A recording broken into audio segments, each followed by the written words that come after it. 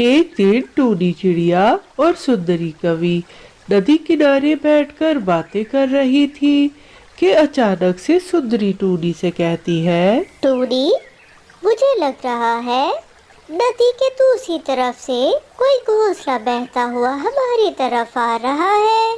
अरे हाँ सुंदरी बहन, ये तो किसी परिंदे का घोंसला लग रहा है और मुझे तो लग रहा है उसमें कोई अंडा भी है। अभी वो दोनों इस बारे में बात ही कर रही थी कि वो घोंसला उनके पास आकर रुक जाता है और उसमें से अंडा निकलकर पानी से बहकर उनके पास आकर गिर जाता है। टूनी चिड़िया, ये अंडा तो मुझे किसी चिड़िया का लग रहा है। अगर ये यहाँ ऐसे ही पड़ा रहा तो इसे तो कोई चील उठा कर ले जाएगी। आप सही कह रही है, मैं इस अंडे को अपने घर ले जाती हूँ। अगर कोई आपसे इसके बारे में पूछे तो आप उससे बता देना। मैं इस अंडे को हिफाजत से अपने घर में रखूंगी। और फिर टूनी चिड़िया वो अंडा लेकर अपने घोंसले की तरफ चल पड़ती है। इस अंडे में से तो बच्चा बस निकलने ही वाला है। अगर वो पहली बार मुझे ही देखेगा तो वो तो मुझे अपनी माँ समझ लेगा। अब मैं ये किस परेशानी में पड़ गई हूँ। और फिर अगले दिन जब टूनी उठती है तो उस अंडे में से बच्चा निकल आता है और वो टूनी चिड़िया को देखकर उसे मामा कहने लगता है।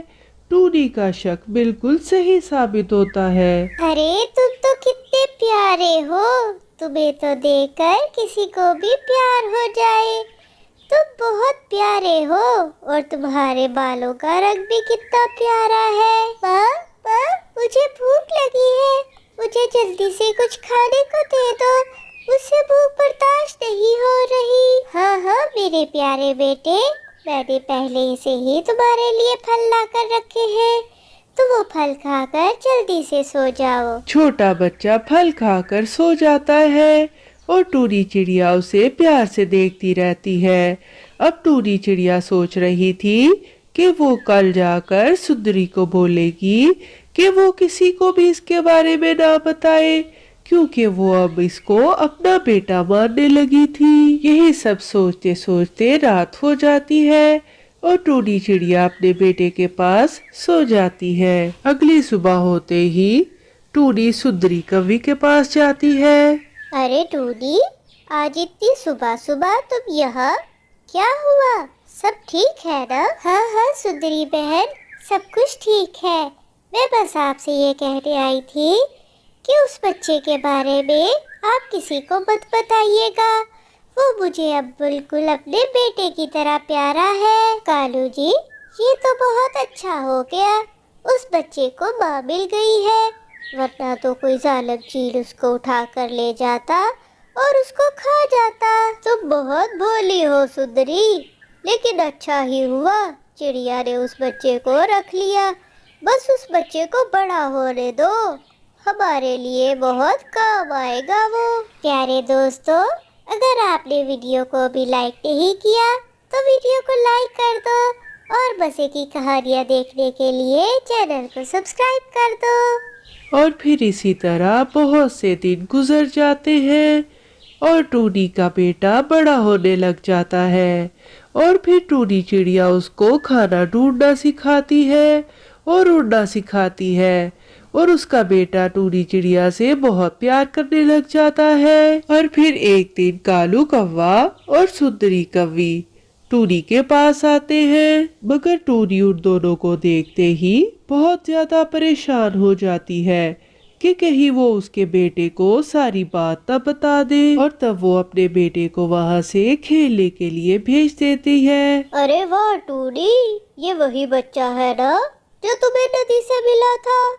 तुम्हें हमारी सब बातें माननी होगी, वरना हम सबको बता देंगे कि ये बच्चा तुम्हारा नहीं है। नहीं कालू भैया, ऐसा मत करना, मेरे बेटे को कुछ मत बताना। जो आप लोग कहोगे मैं सब वो काम करूँगी, मगर ये जुल्म मत करो मुझ पर। अच्छा हुआ टूनी, तुम जल्दी हमारी बात समझ गई हो। आइंदा से जब भी तुम्हें खाना अपने घर लाना होगा اس میں سے آدھا کھانا تمہیں پہلے ہمارے گھر دینا ہوگا۔ شیطان کوے چڑیا کو پریشان کر کے وہاں سے چلے جاتے ہیں۔ ماں، ان کووں کی نیت مجھے کچھ اچھی نہیں لگ رہی تھی۔ کیا بات ہے؟ کیا وہ آپ کو پریشان کر رہے تھے؟ نہیں میرے پیارے بیٹے، وہ تو میرے دوست ہیں، بس مجھ سے ملنے آئے تھے۔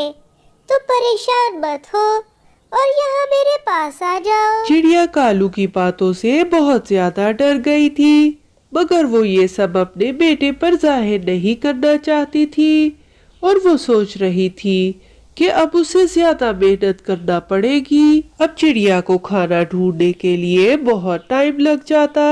پہلے وہ کوے کے گھر کھانا دیتی اور پھر اپنے گھر کھانا لے کر آتی۔